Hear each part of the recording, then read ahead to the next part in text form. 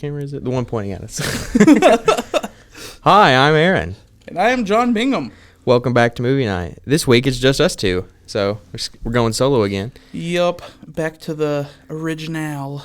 First of all, I'd like to say we forgot to rank Eternal Sunshine on the best movie, worst movie scale. I would like to say best movie ever. Best, me as well. Best so if we're movie keeping ever. track, it's Baby Driver, Everything Everywhere at Once, and Eternal Sunshine in best movie ever. And, Three best movies. And in worst movie ever, we have Captain America: Brave New World. So this week we're covering The Graduate. It's right there. Oh, action display detected. Allow slides to connect and add proceed. Oh, I don't want to do all this. Mr. Music, please. Roll intro.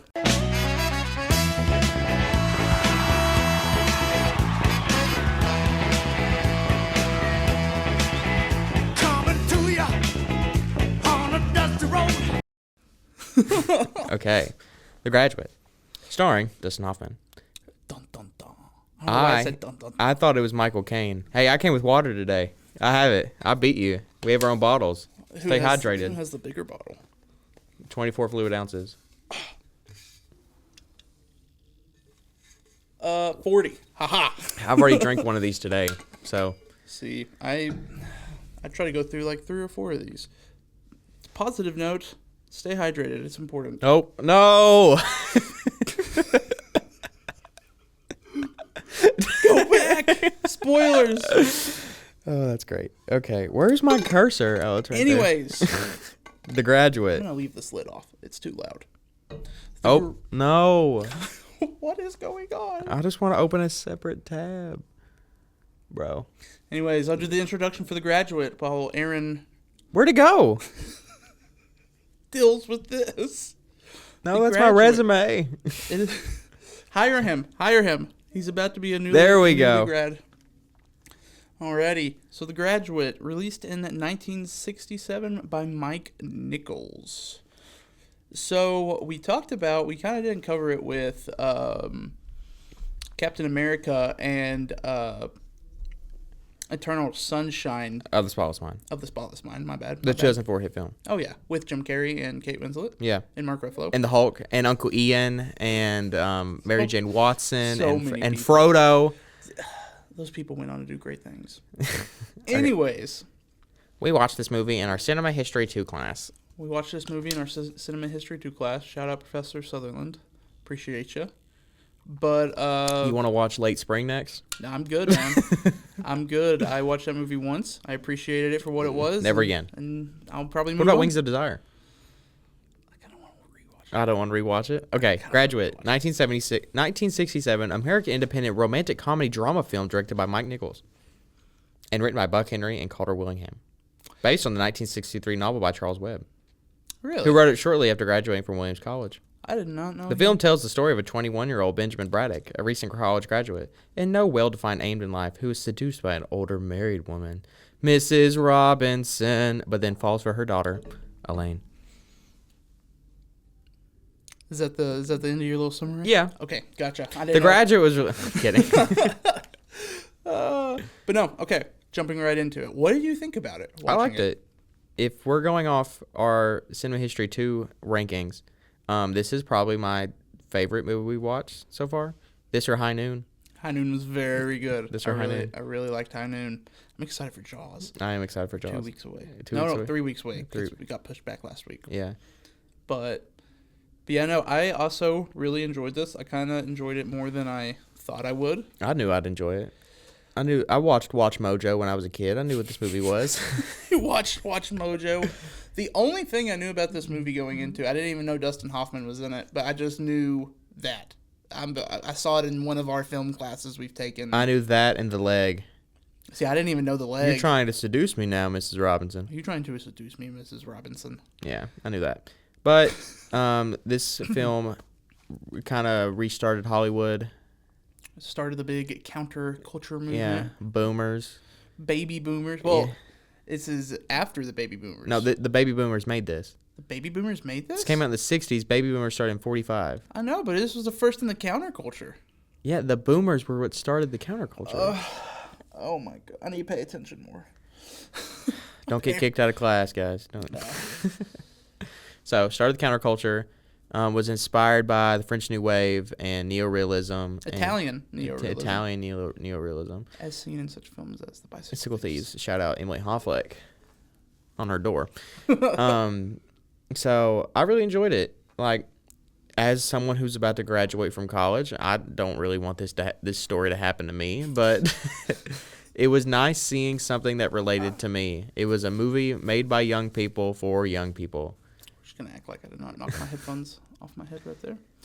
Yeah, I'm supposed to graduate, I think, in about a year exactly, next May. So I'm I not graduate one semester before you. Yeah, and yet I'm older than you. Moving on.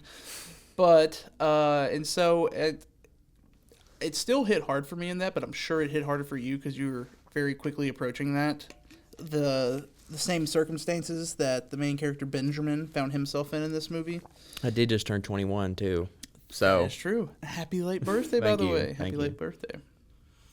But yeah, I don't know. I kind of like what you were saying. It felt like younger people made this movie, especially comparing it to some of the other movies we watched. Like Late Spring. And Notorious. Like Late Spring. Notorious was okay. I liked it. It was okay. I'm not a huge Hitchcock guy, but I did enjoy Notorious. So, yeah, it's okay. But I don't know. It just felt like it was new. Yeah, it felt new. It felt different than what we For had one, watched. it was in color. Exactly. It was in English. Exactly. It wasn't a foreign film. Like, isn't our next movie like Iranian or something? I have no clue. What is it? The Taste of Cherry? Is that the next one? I don't think so. I think because we're doing Dog Days of Heaven. Taste of Cherry is Iranian, but I don't know what Dog Days. I'll look it up. Keep talking. But yeah, I just really liked how this movie felt different than the rest of the movies we had been shown that semester, or even released at that time that I had watched outside of class. It had a different vibe to it. You could tell that it was made for the audience that it showed in the movie. It was made for younger people. So, you want to get into some plot/spoilers? We can. So, it was released on December 21st, 1967, to critical and commercial success, grossing $104.9 million in the United States and Canada, making it the highest grossing film of the year 1967 in North America. Adjusted for inflation, as of 2021, the film's gross is $857 million. That is like Marvel numbers right there. That is pretty impressive. Making it the 22nd highest grossing film in the United States and Canada. It received 7 nominations in the 40th Academy Awards, including for Best Picture and Best Director, the latter being the film's sole win. In 1996, The Graduate was selected for preservation. Yeah, there we go. In the Library of Congress? Yeah. In the U.S. National Film Registry being culturally, historically, or aesthetically significant. It is currently, as of the 2007 rankings, ranked by the American Film Institute as the 17th greatest American film of all time. Having been ranked 7th in 1997, it is widely regarded as one of the greatest and most influential films of all time. See, we don't need to follow any of those foreign films. We just need pure, cold-blooded American movies. See, how did we get here, though? Yeah, I know. Like Godzilla. I mean, Godzilla is very good. Have you ever watched the original Godzilla? I have not. That might be. I've seen Godzilla vs. Kong. That's a good I've one, seen too. Kong Skull Island. That's an underrated one. I like Kong Skull Island. John C. Reilly gives a very underrated performance in Tom that Hiddleston, Brie Larson. Yep. The entire cast from any Marvel movie. Brie Larson.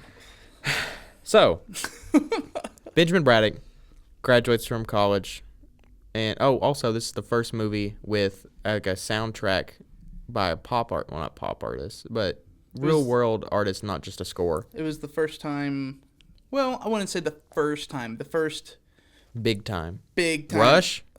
my gosh. Anyways, it was the first time in, I would say, a big commercial successful movie like this that the director decided that he didn't really want to have a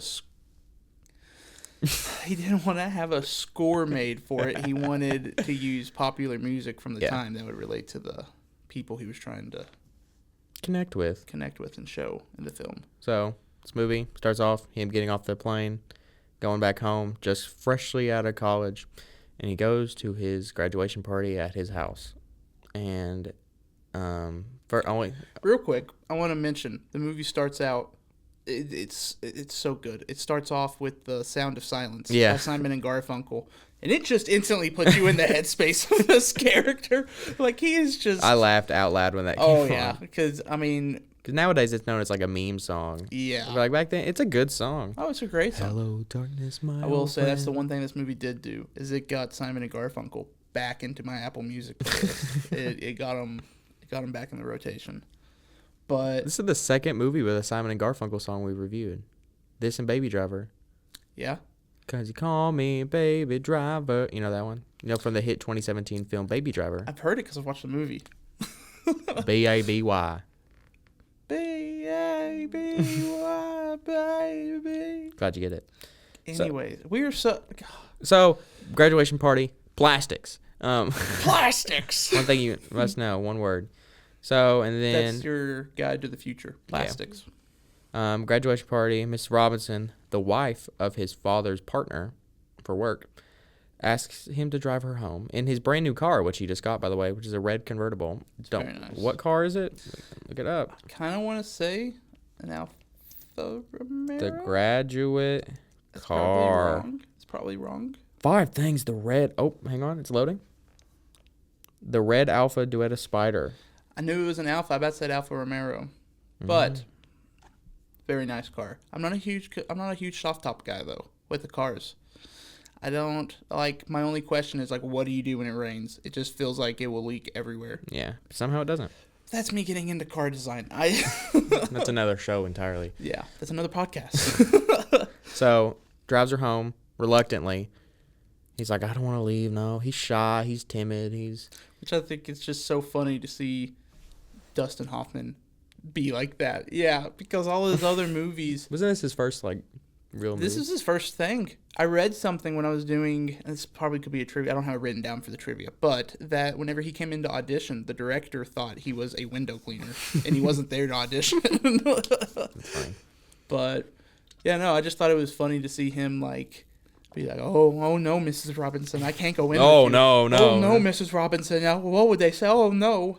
I don't know. It's just, and it was funny the entire time I was watching it. I was picturing him as Mr. McGor. How do you say it? Mr. McGorium's Wonder Emporium. Yeah. Yeah, I kept imagining him as that old dude with the Albert Einstein hair, and it just made the movie better. So she tries to seduce him, tries to get him drunk, and then she's like, "Can you please bring me the something from downstairs?" And he sits it in her room. She comes in butt booty naked, if you will. Ah, jump scare. That's so uncalled for. Golly. Anyways, but yeah, she walks in naked, and He leaves, he does the very respectable thing and leaves. but he waits downstairs until her husband gets there, and he shows up. He's like, no, nothing happened, Mr. Robinson. If you know anything about like body language, you could just kind of tell something happened. And I just don't know if like the husband's just like drunk or just does not care. Maybe a little bit of both. They don't seem to have a healthy relationship. Yeah. So, and then it skips forward in time to... Oh, also, the dad is trying to set up Benjamin with their daughter, Yep, that's Elaine. established right off the bat. Yeah. Really, I didn't like it. So, and then he goes back home, and then his dad, Mr. Fina,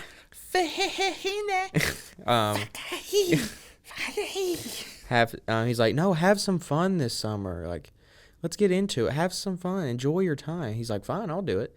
And so he's really nervous at first, and he goes to a hotel, and he's like, I need a room, please. Name, Gladstone.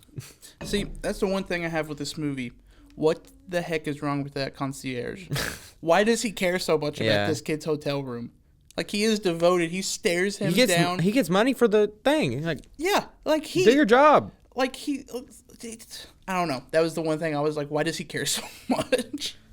I was trying to think of a way to, like, press the button on the table and I put a sound effect in. Dude, I'm telling you. But then you're editing this one, so you got to. No. Side note, but there's a little thing we could get. You have to do this now. This is you. Oh, jeez. Anyways, Gets a hotel room. He gets to the hotel. He gets a hotel room from the very nosy concierge, and then him and Mrs. Robinson. Bow, chicka, bow, chow, chicka, chow, wow, bow. They get it on. He's nervous at first. He's like, oh my. He almost backs out of it a couple times, which I don't know. I kind of wish it definitely. I feel like we would have not have gotten to the end story if he didn't do it. Like we wouldn't have seen that character development, but I just kind of wish he didn't do it. I agree. You're trying to seduce me, Mrs. Robinson. Well, I was at the house before, but yeah. So it kind of passes through time a little bit. This has some Simon and Garfunkel playing, and during this time we get to see that they have multiple meetups. Yeah, multiple meetups at the hotel. He's become a very well-known figure in the hotel. Oh yeah. And so it then shows Benjamin laying in the pool at his house. And his parents are like, are you going to get a job? Which I think is hilarious because he was just talking about how earlier in the movie they were like, take it easy. And then like, I don't know, let's say like 2 weeks later, they're like, what are you doing? Yeah. Like you've had enough chill time. And so they invite over the Robinsons.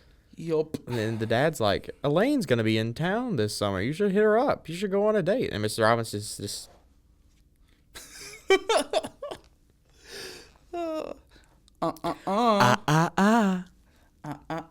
Is that what he does in Jurassic Park? Not the magic word. Not the magic word. Newman! Man, I need to watch Seinfeld. You do need to watch I love George Costanza. Jerry! God! We'll talk about Seinfeld after the podcast. Okay, but, then he fast forwards to another rendezvous with real quick. Oh, wait. Yes, go ahead. My bad. To another rendezvous with Mrs. Robinson. And she's like, he goes, why can't I see your daughter, Mrs. Robinson?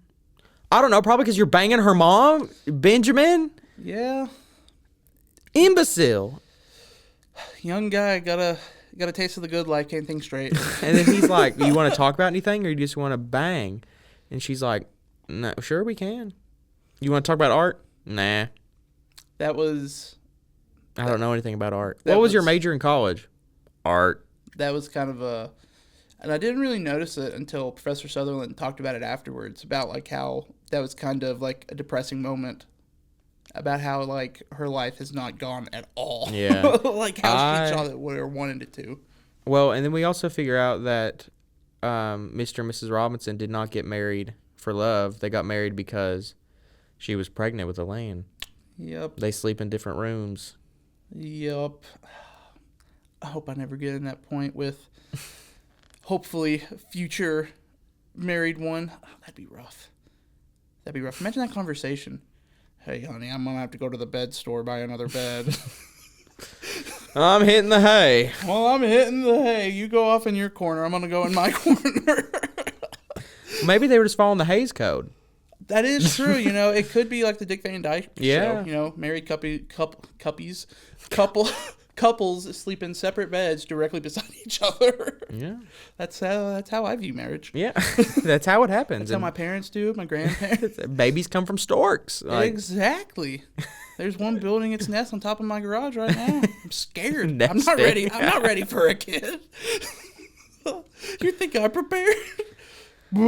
Father Bingham. Father John. Father John. That just sounds like I'm a priest. It does. So anyway, he's about to back out of this whole thing. He's about to call it quits. He's starting to get, I guess. He's getting dressed back from out of bed. Well, yeah. But I guess you could call it like a conscience. Yeah. Kinda. He's like kinda feeling guilty. Yeah, feeling guilty. He's not liking his actions. And then Mrs. Robinson says something very important. I like the little lid pop. But she forbids him. Forbids. I forbade you to see my daughter. I forbade. And he didn't listen. He didn't listen. So jumping ahead just a little bit, Elaine and Benjamin go out on a date. Yeah. And the date was kind of pushed on by the dad. Yeah, her his dad. dad's and the parents besides Mrs. Robinson. And so he's trying to make the date as awful as he can. Yeah, for her. He's doing a good job. He takes her first date goals, takes her straight to a flippin' strip club. And first date goals. What was that? And they sit all the way up front. He's just sitting there with sunglasses on. Oh, yeah. Not giving a care in the world. I'm driving pretty sure recklessly. He's smoking a cigarette. Yeah, blows it right in her face. I would have left it when that happened. And so the stripper on top like dangles her tassels in Elaine's face. That's awful. Takes some skill, though. Like,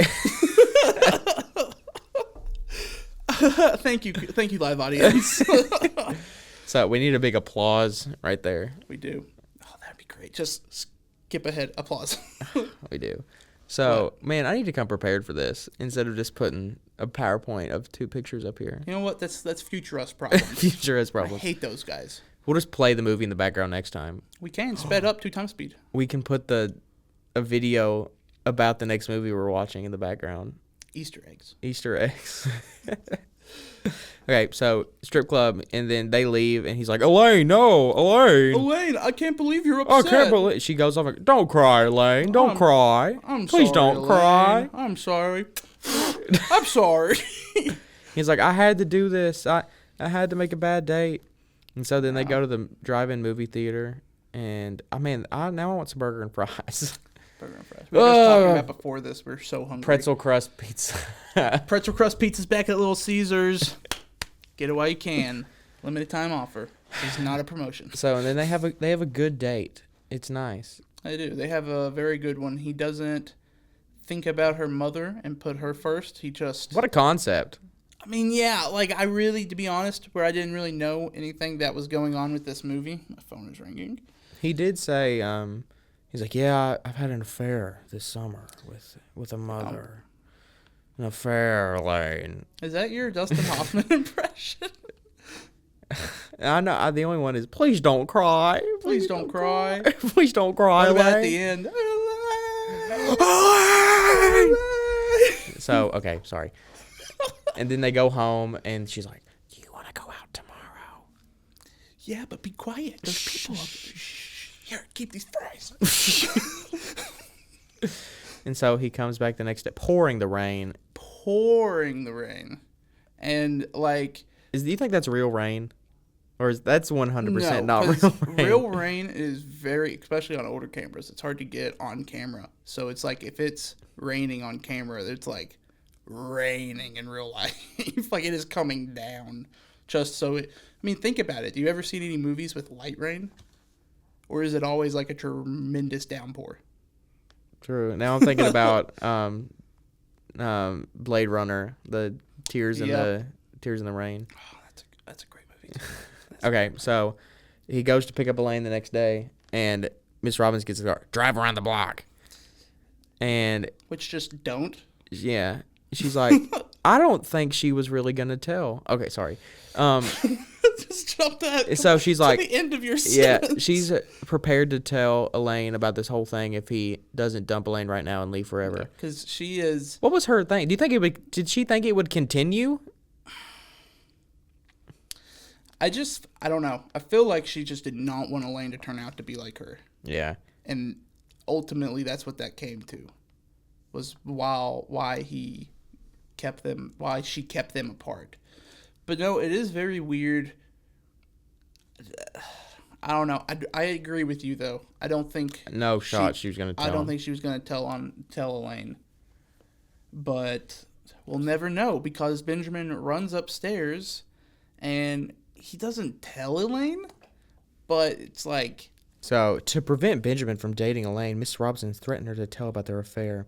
To thwart this, Benjamin tells Elaine that the married woman is her mother. Yep. Elaine is so upset that she throws Benjamin out of the house and soon returns to school at Berkeley. Fun fact, guess who went to Berkeley? Aaron Jones. No, Jaylen Brown, the 2024 Finals MVP. He shaved his hair today. He has a buzz cut now. It looks weird. Look, that's him. That's Jaylen Brown. He's talking about sports ball. Yeah. You know the reigning champion, Boston Celtics? Who? Never heard. I can't wait to edit this part. Did you see in Captain America: Brave New World the one where you're like, "Help me"? I zoomed in on your face. Help me, please. So he tells her, and then we see Mr. Robinson just sitting there in despair. That was a really powerful shot. The zoom out. I really liked how they did That was pure agony. And so she goes back to Berkeley, and they've kind of disowned the mom. But we figure out that the mom lied and said that Benjamin initiated everything so that she would be accepted again by her family. Saying he raped her. Okay, no. I was like, whoa. Yeah, that kind of came out of nowhere. So it was just like they slept together to where he raped her. Yeah. And then, no, he didn't. No, he didn't. So we got to keep going a little bit. He spies on him to see what's happening, and then it just kind of flashes forwards, but subtly, like we see the leaves falling in the pool and Mr. Feeney cleaning it. Yeah. And I can't believe Thomas Sutherland didn't know who Mr. Feeney was. I know. He was like, who? But he knew Uncle Ian from Alvin and the Chipmunks. We're going to have to educate him, get him a Disney Plus account. And so he goes, he's like, I'm going to marry Elaine Robinson today. Really? That's great. She doesn't know it yet. Does she know it? No. No. Have you noticed in this movie he does that? He's like shakes back and forth. Oh, Mrs. Robinson. Mrs. Robinson, we really can't. I'm in a pickle. We're in quite the conundrum now, Elaine, aren't we? Oh, Lordy me. So he drives off to Berkeley. He goes out on this crusade with the song, Mrs. Robinson. Jesus loves you more than you will know. So it's ironic because the character character before is named Mrs. Robinson, and so it's funny. We'll talk more about that in trivia, but connections, Easter eggs, if you will. Thank you, Kevin Feige. So, is there a post-credit scene to this? I don't think so, but imagine it is, and it's them in 30 years, and it's I hate you. I hate you. Oh, come here, Elaine. Elaine, don't cry. Don't cry, Elaine. And so he's spying on her again, and he sees her get on a bus, and he's like, Elaine, wait, and starts running after the bus. Gives me very much Tobey Maguire. Yeah, that's what I was Spider-Man thinking. Vibes. So, and he gets on the bus, and he's like, hello, Elaine. She goes, hi. And there's that woman. There's the one. So it's Elaine and a woman, and then Benjamin's in front of him. That a woman must be so confused. She's just caught in the middle. I was thinking that the whole time. She's just sitting there like, okay. But yes, we figure out Benjamin. Fast forward a little bit to the next scene. It's him getting an apartment in Berkeley. At Berkeley. Where's Berkeley at? Is it in Boston? California? I don't know anything about colleges. Eastern Kentucky's in Richmond. That's all I care about. It's in San Fran. Exit 87. Exit 87. Hey, 83. Buc-ee's. Well, I get off at 87, man. When I go home, I usually stop at Buc-ee's. See, it depends. Have you done like a 4 a.m. Buc-ee's run yet? I have. Oh my gosh. I did it like 2:33. So okay, so he's stalking her, gets off the bus. They go to the zoo, but Elaine's meeting someone there for a date. And he's like, "Oh, hello." Yeah, he just I don't. What did they call him? McDreamy? I don't know. McDreamy? Yes, that's where it happened. There's Anatomy to the Graduate. Connections. Well, what do they actually call him? I think his name's like Daniel or something. The frat guys had some nicknames for him. Oh, let me look at my thing. Yeah, I'm not sure. Oh, where's my cursor? Oh, it's over there. But Benjamin, throughout this entire time, whenever Elaine meets with this guy, is just like Carl Smith. Carl Smith. Yeah. Oh. So hang on.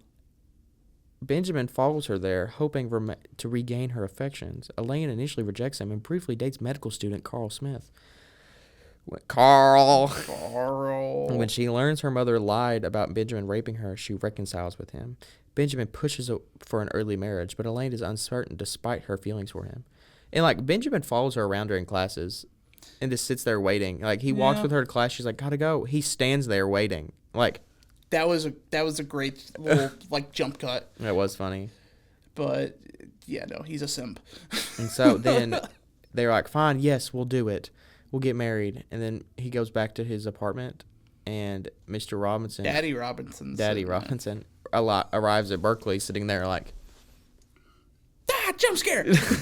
that's so uncalled for. My good God. And angrily confronts Benjamin. He informs him that he and Mrs. Robinson are getting divorced and threatens to have him jailed if he keeps seeing Elaine. Mr. Robinson forces For what? Mr. Robinson forces Elaine to leave college to marry Carl. But on what charges? Yeah, on what charges? Oh, I don't want them being together. Arrest him. Well, he's a powerful white man. So I guess they could just push the narrative that he raped his wife, but that... Yeah. And so... If the internet existed, this would all be over. And so he goes... Cancel him, and be done with it. He goes back home and is like, breaks into the Robinson home, like Ferris Bueller style, jumps over fences trying to get there. And searching for Elaine. Instead, he finds a broken Mrs. Robinson, who tells him that he cannot prevent Elaine's marriage to Carl. They're in the woods. And Benjamin flees the house and drives back to Berkeley. There he discovers the wedding is in Santa Barbara that very day. He speeds over 300 miles to Santa Barbara. I thought you were about to say he was going 300 miles an hour. I was like, I don't know where you're reading that from. But his car runs out of gas a short distance from the church. But he stops at a gas station to figure out where it is, and he doesn't fill up. Irony. Well, plays Mrs. Robinson again here, too.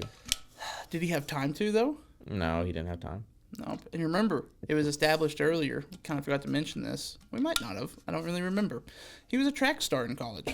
No, yeah, they did mention that. Yeah, he was a track star. And so he just freaking books it. Yeah, it's not that long. Like, he's in the city. Yeah, he's like...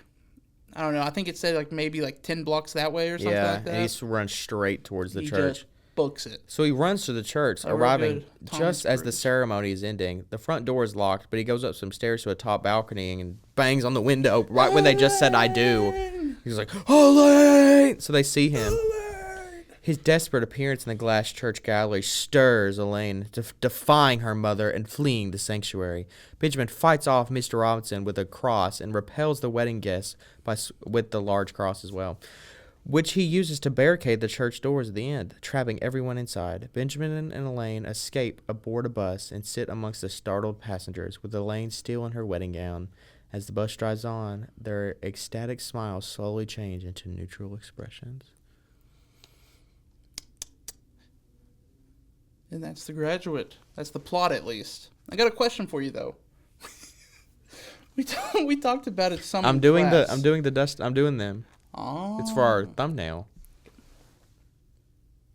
Perfect. Perfect. But it's a question for you. We talked about it a little bit in class. Do you think this is a happy ending? I think so. Do you know what I put on the question for that? What? It was like, the question was like, is this a happy ending? I said, yes. I was rooting for them. They won. I was happy. And he gave me 100. There you go. Like, I fought for my answer, and I was right for it. See, I go in the opposite direction. I don't think it's a happy ending. I really don't. They realized the severity of what they done? No, not even that. I think it's simpler than that. They're just kind of like, they got what they wanted. Now they don't know what to do with their lives. They're just fresh out of college, don't even have jobs yet. And, well, she's still in college. And then they're already about to get married. She still is married to Carl. Yeah. Carl! Do you hear my little growl in there? I get the reference now. You can't eat people's faces, Carl. I thought you knew The Walking Dead. That's why I said they're the ones. Anyways, yeah, that's my... I think it's not a happy ending. I think they're... Not even the severity of what they've done. I don't care. Hit the dad with the cross. He deserved it. He did deserve it. But it's just that, like... Now we're moving over to IMDb for some trivia. Keep talking. I got some. But, just, yeah, basically, I don't think that they know what to do with their lives now. Since they finally got what they wanted. I think they're happy together, though. They look so happy right there. Well, John, if you were actually in a relationship, you would know it's... Help me. You're right. Help you. I'm kidding, John. You got that pretzel pizza. I'm going to get one, too. I'm getting one, too. My girlfriend lives in Texas. You can only get it if you order through the app or online. Man, you really are a fan of that subreddit. Dude, I'm telling you, the pretzel crust Pizza crust pizza time. Oh my gosh, it's so good. Anyways, we'll have a review next week about it. Live review. I'm bringing you one. Good. I will gladly eat it. But yeah. Trivia. The trivia. The trivia. The graduate trivia. Trivia graduate. So, did you know? Dustin trivia. I definitely didn't tell you this before the shoot. Did you know that in real life there was only a 6-year age difference between Benjamin, Dustin Hoffman, what? and Mrs. Robinson? No way! Oh, he also told us that after the end of the movie. Did you know this? The adults only have last names. I did know that. What am I here for? Well, I was thinking about it while we were talking. So, when Dustin Hoffman showed up at the producer's Joseph E. Levin's office for a casting interview, Levin mistook him for a window cleaner. Wow. What a great trivia fact. Oh, yeah. So, Hoffman in character cleaned a window. I didn't see. I had to scroll down. That's pretty good. Did you know Gene Hackman was fired from the film? Yes. I actually like Gene Hackman a lot. I love me some Lex Luthor. Rest in peace. Rest in peace to him and his wife and their dog. Yeah. Dustin Hoffman was told before his screen test that all other actors who had screen tested had agreed to a 6-picture contract. Hoffman refused, telling his agent he would rather do it for free and not obligated to appear in movies he didn't like. He ended up getting paid $17,000 without further contracted films. Golly, what? So like. Oh, let's look into the spoilers trivia. To like sequels to The Graduate, or just like The Graduate, The Job, The Career, The Divorce, The Death, The Alcoholism, The Gambling Problem. So, on Inside the Actors Studio in the 1994 documentary, director Mike Nichols claimed that the final sobering emotion that Benjamin and Elaine go through was due to the fact that he had just been shouting at the two of them laughing the scene. Oh, never mind. The actor and actress were so scared that after laughing, they stopped,